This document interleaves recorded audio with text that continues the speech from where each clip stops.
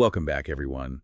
We're diving deep into some fascinating declassified documents today, all about the world of intelligence and covert operations. And we've got some really interesting stuff to unpack, especially a controversial Cold War plan in his Operation Northwoods. But first, we need to talk about something called open source intelligence, or OSINT for short. Basically, it's about using information that's publicly available to gather intelligence. So we're talking about things like news articles, social media posts, publicly available government records, all of that. Exactly, and you'd be surprised how much intelligence can be gleaned from these sources. Okay, so let's get into the first source you sent me, this 2007 article from a Russian military journal.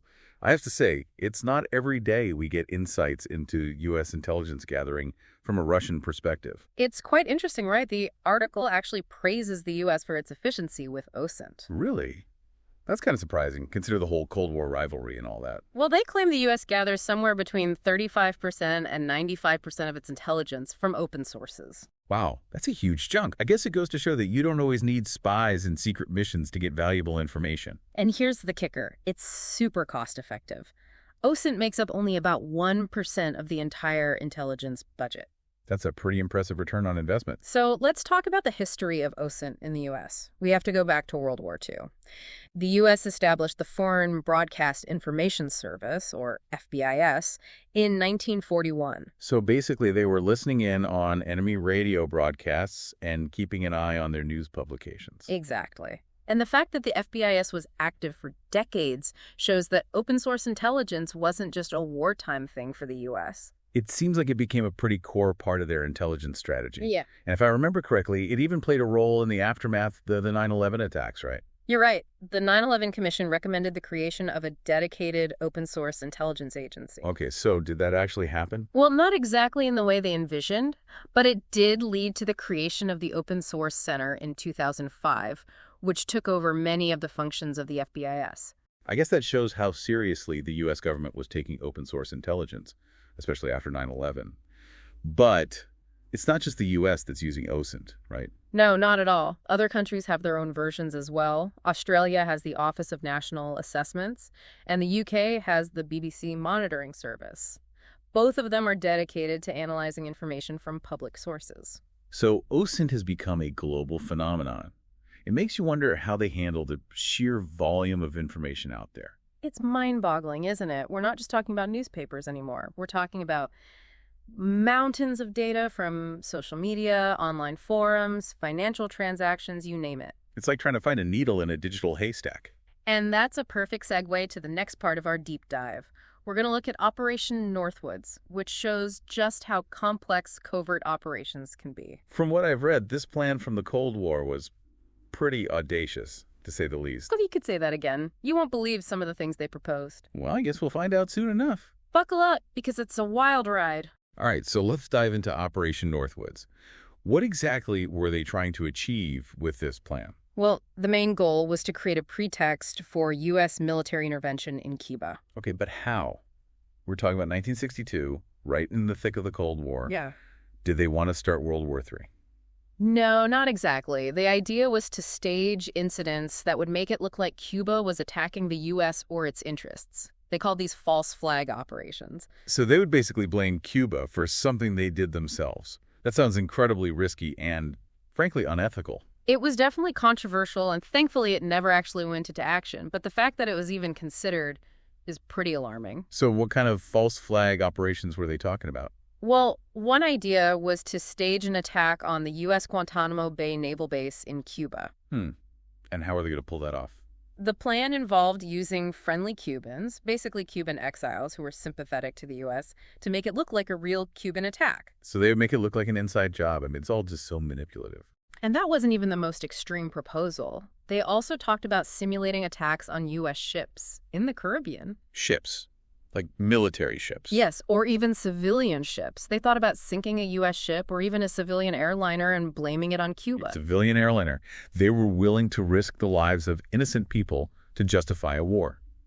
That's just horrifying. It's a chilling thought, isn't it? And to make matters worse, they even talked about fabricating casualties to further inflame public opinion. It's like they were trying to write a screenplay for a war movie instead of crafting a responsible foreign policy. The details of the plan were incredibly elaborate. They even considered creating a fake Cuban terror campaign within the U.S. Within the U.S.? Are you serious? They thought about staging bombings in Miami and other cities with large Cuban exile communities, blaming it on Castro's government. Wow, I'm just speechless. They really thought they could pull this off and get away with it. It seems so. They even had ideas about using American pilots disguised as Cuban MiGs to harass civilian aircraft. And you said they considered using drones. Yes. They were relatively new technology at the time, but they thought about using them to stage attacks or create incidents that could be blamed on Cuba. It really highlights the lengths to which they were willing to go to manipulate information and public perception. I mean, what were they thinking? Didn't anyone raise any ethical concerns? Well, as you can imagine, Operation Northwoods was highly controversial, even within the government. Well, thank goodness for that. And ultimately, President Kennedy rejected the plan. It's a testament to his judgment and his commitment to avoiding unnecessary conflict. That's definitely a relief. But it's still pretty unsettling to think that something like this was even on the table. So what happens next? What do we make of this? What can we learn from this whole episode? I'm still reeling from this whole Operation Northwoods thing. It's a stark reminder of how easily things could have spiraled out of control during the Cold War. It really is. And it raises some important questions about the ethics of intelligence gathering and covert operations. Questions that are just as relevant today as they were back then. Absolutely. I mean, how do we ensure that something like this never happens again? Well, I think transparency and accountability are key. If this plan hadn't been declassified, we might never have known about it. Right. Which makes me think about the importance of whistleblowers and investigative journalists in exposing potential abuses of power. We need those checks and balances in place. Absolutely.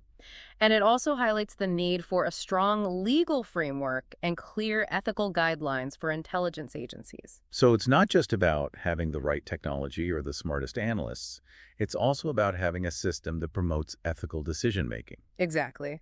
And I think public awareness plays a role, too. The more people understand about the potential for misinformation and manipulation, the better equipped they are to question what they see and hear.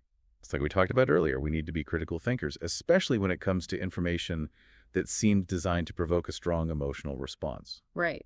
It's easy to get caught up in fear and anger, but we have to step back and ask ourselves, who benefits from this information? What are their motives? I guess it all comes back to being informed and engaged citizens. We can't just sit back and assume that someone else is looking out for our best interests. We have to be active participants in the process. I agree. And we have to demand transparency from our leaders and hold them accountable for their actions. Well, we've covered a lot of ground in this deep dive.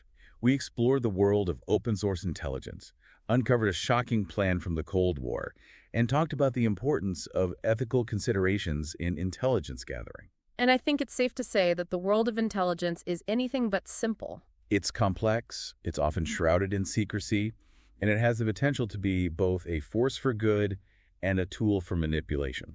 Exactly. But hopefully, by shedding some light on these issues, we can all become more informed and engaged citizens. That's a great point. Remember, knowledge is power, but only when used responsibly. Thanks for joining us for this deep dive into the world of intelligence and covert operations. Until next time, stay curious and keep asking those tough questions.